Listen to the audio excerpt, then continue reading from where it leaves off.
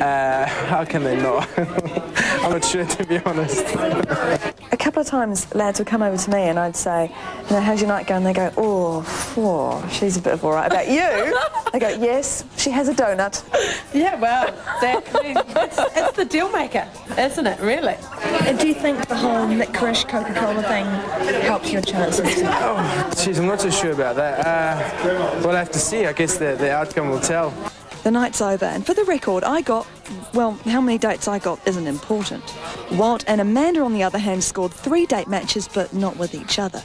Overall for the night, there were 9 date matches and 15 friend matches.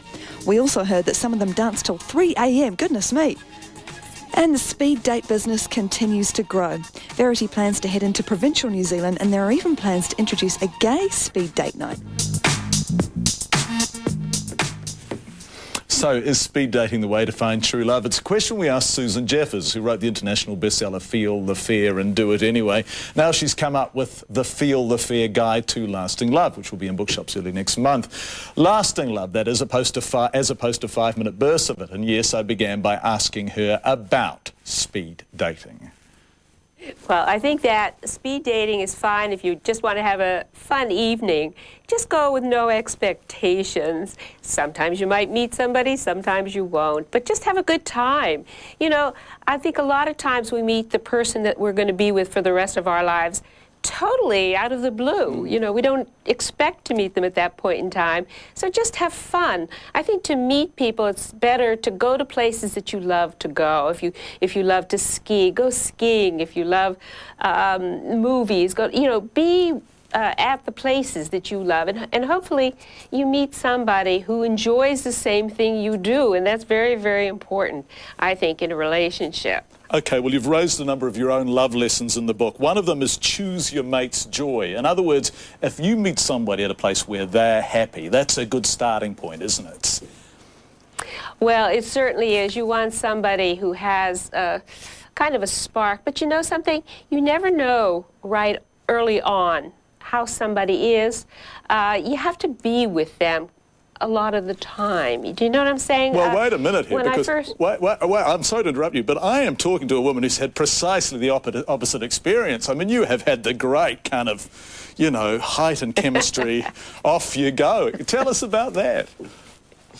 Oh, you're talking about enchanted yes, love, I right? am. Yes. I mean, think about this whole business of love at first sight, right? Yeah. I mean, how could you possibly love somebody that you don't even know? But it's true. I did have an experience. I was walking down the street in New York, and this gorgeous man was coming toward me, and I was between my marriages, and I looked into his eyes, and whoa, you know, all the passionate urges came to the fore, and he kept walking toward me, and our eyes connected, and he walked past, and I took a deep breath, and I said, what was that?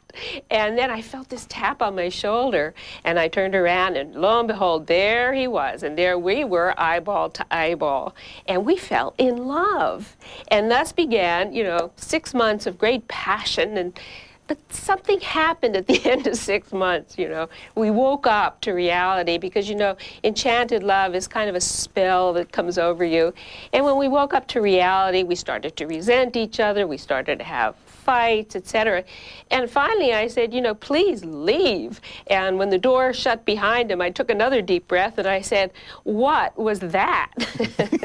So Let's talk about the expectation that you have that we're all going to meet and fall in love. You know, that's the great music video, contemporary fairy tale story, that it's going to happen in the instant. You say, let go of your models of right and wrong, and you're always saying lower your expectations. In fact, it can start slowly and unspectacularly, you seem to suggest, over and over.